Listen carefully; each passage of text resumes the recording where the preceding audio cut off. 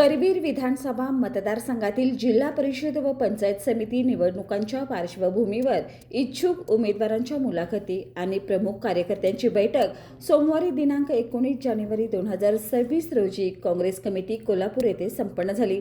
या बैठकीस आदरणीय खासदार शाहू छत्रपती महाराज, आमदार जयंत आसगावकर आणि प्रमुख पदाधिकारी उपस्थित होते। यावेळी बोलताना सांगण्यात आले की सर्व राजकीय समीकरणे विरोधात असतानाही कोल्हापूर महानगरपालिका निवडणुकीत एकाकीपणे लढत मिळवलेले यश हे जनतेच्या विश्वासाचं प्रतीक आहे।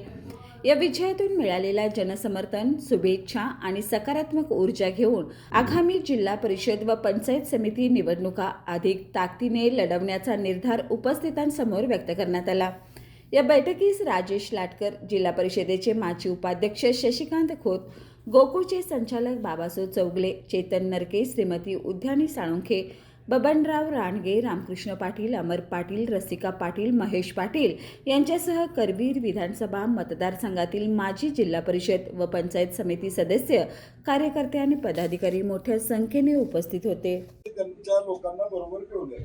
शिंदेचे शिवसेनेला जर कोल्हापुरात महापौर जे आता मागताय ते जर नाही दिलं किंवा काही पुढे त्यांच्यामध्ये मतभेद झाली तर तो त्यासाठी आता काय जर तरच्या गोष्टीवर जाहीर बोलता येणार नाही। बॅकडोर चर्चा जाहीर कशी करणार? तयारी आहे का? तयारी आहे आज त्याच्यावर मी बोलू शकत नाही। आपण जसं या जर जर एवढे निरीक्षक आले असतील ते तर आम्हाला आम्ही तर ऍप्रोच झालो महापौर पण त्यांना दिला असतं। जसं शिंदे सेनेने जर काही निरीक्षक आपल्याला बॅकडोर चर्चा फ्रंटवर कशी आपल्याला अजून काय 2-3 दिवस अजून वेळ, अजून गॅझेट निघायचं आहे, महापौर पदाची तारीख निघायचं आहे, महापौरचं आरक्षण निघायचं आहे, फॉर्मेशन व्हायचं, महापौर पदाचं आरक्षण निघलं पाहिजे।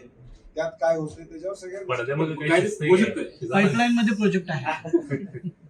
गोकुळची निवडणूक होणार आहे, अशा वेळी विश्वास आबाजी पाटील हे शिवसेनेसोबत गेले आहेत। गोकुळच्या या इलेक्शनवरती त्याचा काय परिणाम होईल किंवा काय? सध्या काय झाले की महापालिकेतनं जिल्हा परिषद मध्ये आलोय।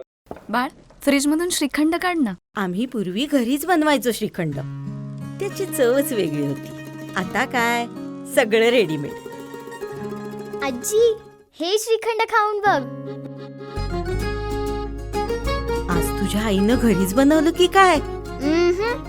हे आहे गोकुळचं श्रीखंड, अगदी जिभेवर रेंगाळणार। जिभेवरच नाही तर मनावरही रेंगाळणार। गोकुळ श्रीखंड, मनावर रेंगाळणार।